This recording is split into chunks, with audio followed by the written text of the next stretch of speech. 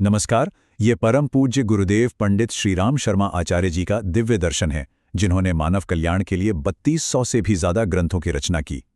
आज हम कर्म योग के उस सार को समझेंगे जो हमारे विचारों को शक्ति में बदल देता है।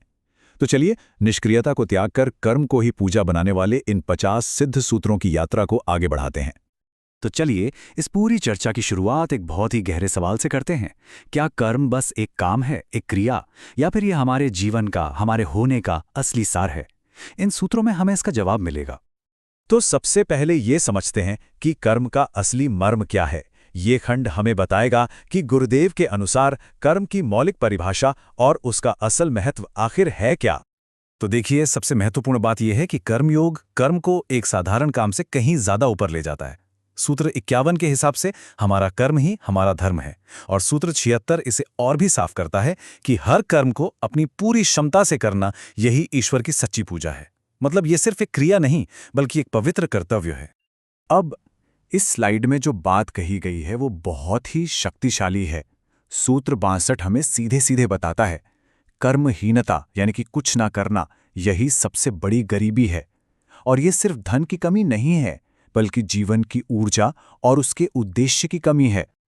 कर्म की शक्ति की कोई सीमा नहीं है, ये हमारी विरासत बनाती है। जैसा कि सूत्र 70 कहता है, कर्महीन व्यक्ति का कोई इतिहास नहीं होता।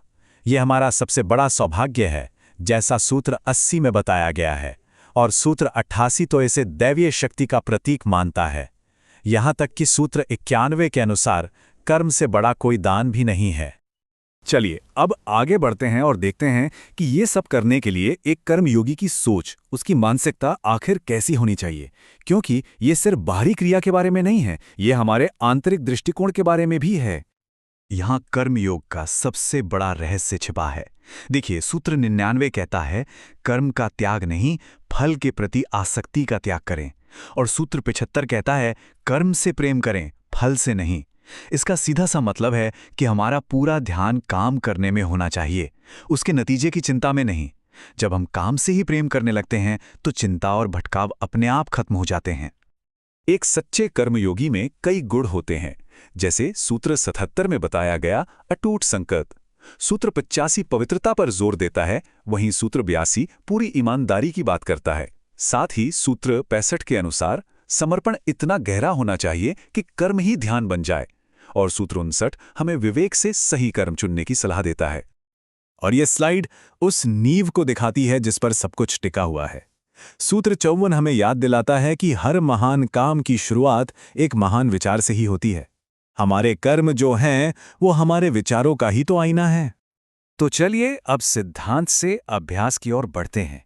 इस खंड में हम ये देखेंगे कि कर्म योग को अपने रोजमर्रा के जीवन में कैसे उतारा जाए, इसे एक साधना कैसे बनाया जाए।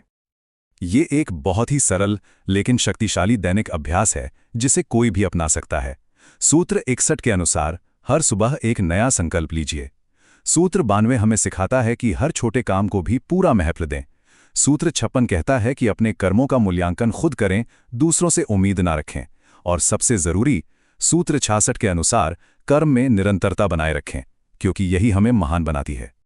और ये तो एक बहुत ही काम की सीख है।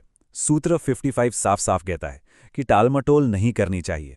आज किया गया एक छोटा सा काम भी कल पर टाले गए एक बड़े काम से कहीं बेहतर है। समय पर काम करना ही तो सफलता की असली कुंजी है। अब हम अपनी इस चर्चा के अंतिम और सबसे महत्वपूर्ण हिस्से में पहुंच गए हैं, कर्म का परम फल। आखिर कर्म योग के इस समर्पित अभ्यास से हासिल क्या होता है? कर्म का असली फल कोई बाहरी इनाम नहीं है, बल्कि हमारे अंदर का बदलाव है। जैसा कि सूत्र 58 और 79 बताते हैं, हमारे कर्म ही हमारे चरित्र को बनाते हैं। सच्चा सुख भी बाहरी चीजों में नहीं, बल्कि सूत्र 57 के अनुसार कर्म में निपुण होने से मिलता है। हमारे कर्म ही हमारी असली पहचान बनते हैं, जैसा सूत्र 87 में कहा गया है। और आखिर में सूत्र 97 हमें यह विश्वास दिलाता है कि हर समस्या का समाधान कर्म में ही छिपा है। और अब इन सभी सूत्रों का सार, वो अंतिम सत्य जिसकी ओर ये पूरी यात्रा हमें ले जाती है। सूत्र 100 ये इस पूरी शिक्षा का शिखर है। कर्म कोई विकल्प नहीं है, ये कोई गतिविधि मात्र नहीं है। कर्म ही जीवन का परम सत्य है, अंतिम वास्तविकता है। यही हमारे अस्तित्व का मूल है। और इस पूरी यात्रा का जो सार है वो इस एक खूबसूरत विचार में छिपा है।